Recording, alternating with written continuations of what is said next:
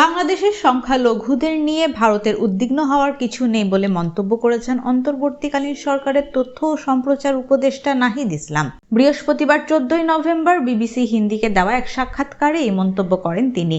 সাক্ষাৎকারে সংখ্যালঘুদের সুরক্ষা, ভারত ও বাংলাদেশের সম্পর্ক এবং সাম্প্রতিক সাম্প্রদায়িক সহিংসতা নিয়ে মতামত প্রকাশ করেছেন তিনি।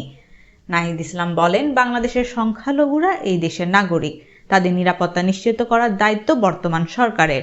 এসব বিষয়ে উদ্বিগ্ন হওয়ার বদলে বাংলাদেশের চলমান চ্যালেঞ্জ মোকাবেলায় কিভাবে সহযোগিতা করতে পারে ভারতের সেদিকে মনোযোগ দেওয়া উচিত। ভারতীয় গণমাধ্যম বাংলাদেশের সরকারের বিরুদ্ধে ভুল তথ্য ছড়াচ্ছে, এতে দুই দেশের সম্পর্ক উন্নয়নের পথে প্রতিবন্ধকতা তৈরি হচ্ছে।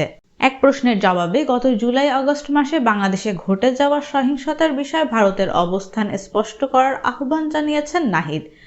তিনি জানান, আওয়ামী লীগ জুলাই-আগস্টে যে গণহত্যা ঘটিয়েছে সেটাকে ভারত কিভাবে দেখে তা এখনো স্পষ্ট করেনি।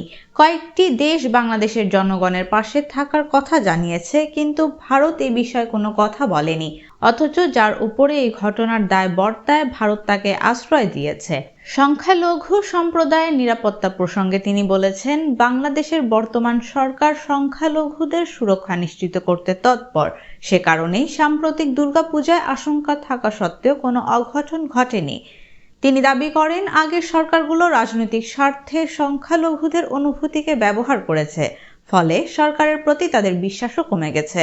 এই উপদেষ্টা আরও বলেন, ভারত যদি আওয়ামী লীগ নয় বরং বাংলাদেশের সঙ্গে সম্পর্ক উন্নয়নে আগ্রহী হয় তবে রাজনৈতিক পট পরিবর্তন নিয়ে তাদের উদ্বিগ্ন হওয়া উচিত নয়।